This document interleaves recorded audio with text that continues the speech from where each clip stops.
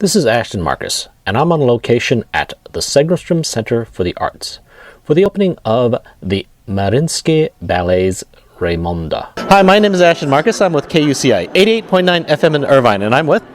I'm Sergey Danilin, the promoter of this tour. I'm a president of Ardania Artist Management, New York-based artist management company, who is a long time the partner with the Segerstrom Center for the Arts and the Music Center in Los Angeles. So this is not our first presentation here at the Segerstrom Center in dance programming.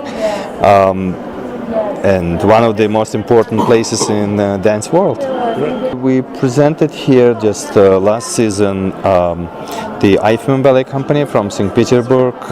Before then we co-produced with the Segerstrom Center several very interesting programs like Kings of the Dance, Beauty in Motion, Reflections co-productions with the Bolshoi Theater, and Solo for Two. It was the last season. So we represent here with the Segerstrom Center the Ballet Monte Carlo and many other projects. As an Ardania Artist President, it's our 25th season, and I studied the arts management in the Russian Theater Academy many years ago, and the theater history. So since we're in the United States, in 1994, we incorporated the Ardania Artists as American corporation, and we're in the business. I'm not a dancer, I'm a professional arts manager. But why do you want to do this? I mean, did your mother tell you to do this? Or your father an artist or something? No. I'm not from the artist family. I love art. As I remember myself, when I was a kid, I studied music, and my first experience was with puppet theater. So later I was interested in acting, but I knew I never will become an actor. So dance, it was like mystery, and I went in love right away. I started studying the dance history, and I love the Diaghilev's Ballet Russe seasons, and I have a library that associated with the Russian Ballet Russe programs and the seasons from 1910 until 1929, and since I was first touched by the dance, let's say, it became my passion, and our company just specialized in dance and nothing else. Yeah, question. I remember when I was very young, I heard these stories about the Russian ballets in which they started when they're like 5 years old, taken away from their family, had to work like 8 hours a day practicing and all that. And I thought that was a little extreme, but later, now that I'm on radio, I always ask artists, how did you get into this? When you start? A lot of them started when they were 5. Very early years, yes. It depends on the body, the sculpt, and how the body is built, and the physicality of the kids. But they're starting very early years to realize later that if they can become a dancer or figure skater or gymnast. So, and opposite, sometimes the gymnast coming to ballet, and as early you start, it's better, of course, for your body, to develop your body. And later, not everyone becoming the star, but if you love dance, until you're 38 or maybe older, you can dance. So a question comes to a recurring theme in my show is what an artist really is. What is an artist? Do you think artists are just born different from everyone else?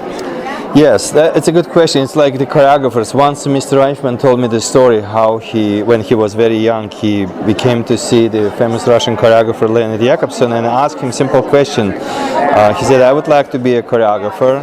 And Mr. Jakobson told him, you can't become a choreographer, you must be born.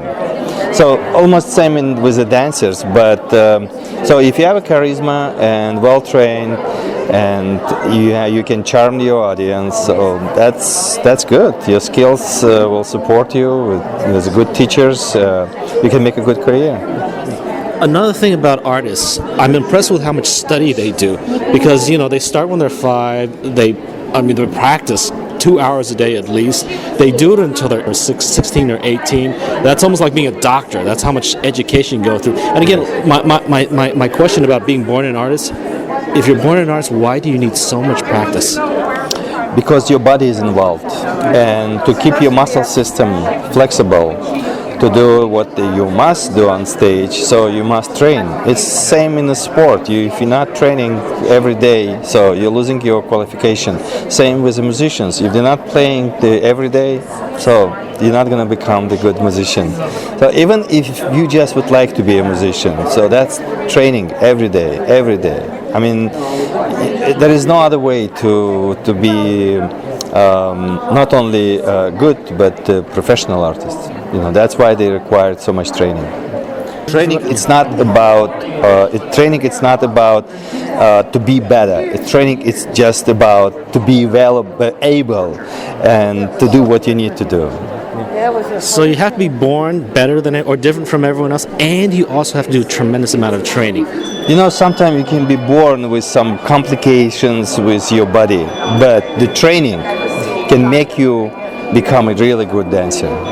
It's all about training. Are you required to know a lot about music, or at least, obviously you have to have some kind of rhythm, but to be a dancer, do you have to be able to be a musician?